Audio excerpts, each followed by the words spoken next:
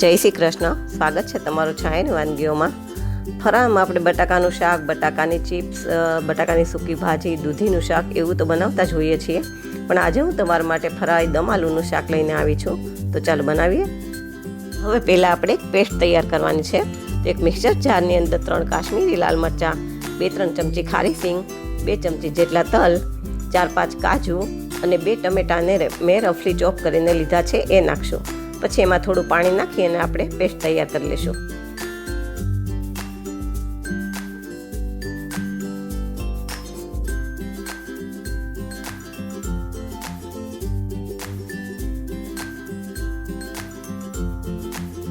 આપણી પેસ્ટ તૈયાર થઈ ગઈ છે. તો હવે આપણે આગળની પ્રોસેસ જોઈએ.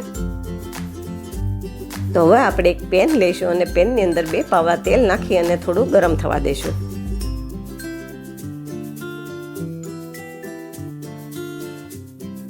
હવે આપણે આ બટેટાને આમાં 5 મિનિટ જેવા સાતળી લેવાના છે.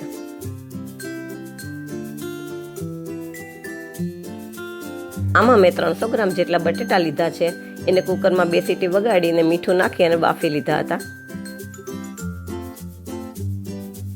જો તમને મારી વાનગીઓ પસંદ આવે તો મારા વિડીયોને લાઈક કરજો, શેર કરજો અને મારી ચેનલને સબસ્ક્રાઈબ કરજો.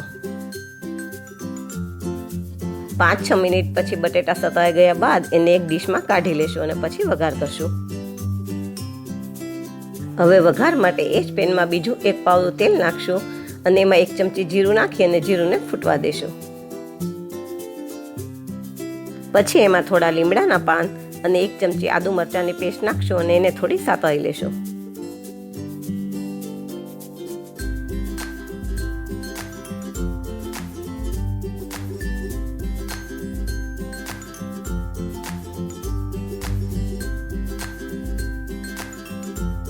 હવે આપણે આમાં જે પેસ્ટ બનાવીને રાખી હતી એ બધી આમાં એડ કરી દેશું અને એમાંથી તેલ છૂટું પડે ત્યાં સુધી એને સાતળી લેશું.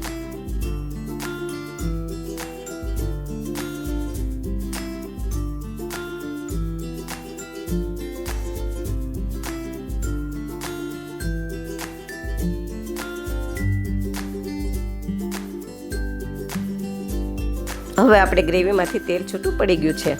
તો 2 ચમચી મેં દહીં ફેટીને રાખ્યું તો એ નાખી દઈશું. દહીં નાખતી વખતે આપણે ગેસ ધીમો કરી દેવાનો છે. સાથે 1 ચમચી મીઠું, 1 ચમચી મરચું અને 1 ચમચી મરી પાવડર નાખશું.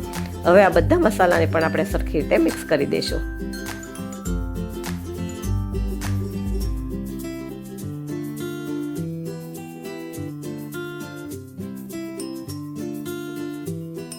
મસાલા બરાબર મિક્સ થઈ અને તેલ છૂટું પડી ગયું છે.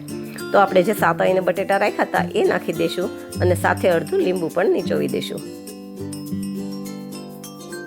હવે મસાલા સાથે બટેટાને બરાબર મિક્સ કરી દઈશું જેથી કરીને મસાલો બટેટામાં બરાબર ચડી જાય.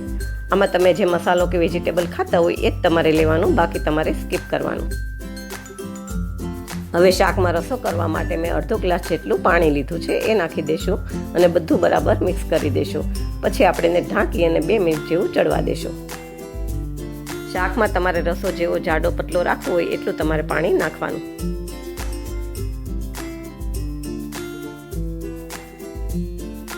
બે મિનિટ પછી આપણે ખોલીને જોઈએ તો આપણું શાક સરસ તૈયાર થઈ ગયું છે. તો છેલ્લે એમાં થોડી કોથમીર નાખી દઈશું, બધું મિક્સ કરી દઈશું અને ગેસ બંધ કરી દઈશું.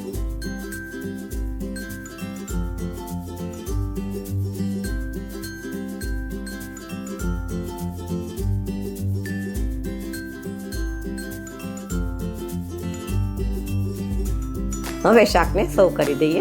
આ શાકને તમે ફરાળી પૂરી, ભાખરી, મોરૈયાના ભાત કે ખીચડી સાથે સર્વ કરી શકો છો.